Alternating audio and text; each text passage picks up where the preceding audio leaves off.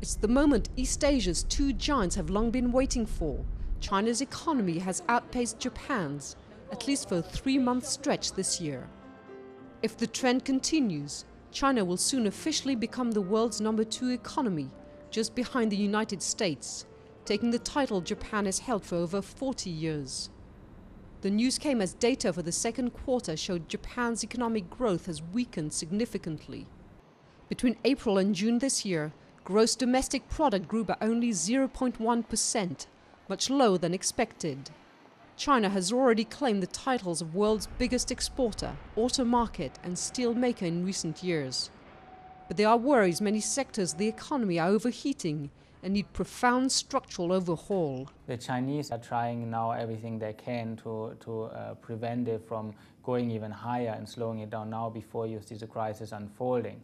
So that doesn't mean they are omnipotent and they can do everything right and that there are no risks. There are risks.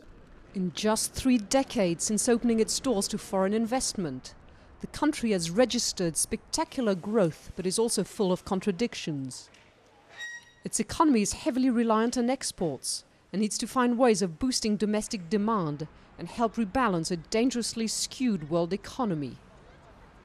The bad thing is it cannot be sustained.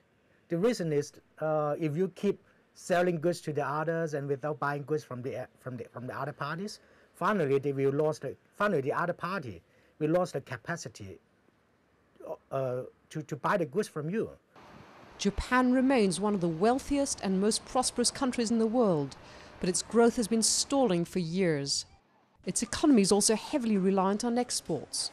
One of the problems is that the yen has been steadily rising, making Japan less competitive abroad.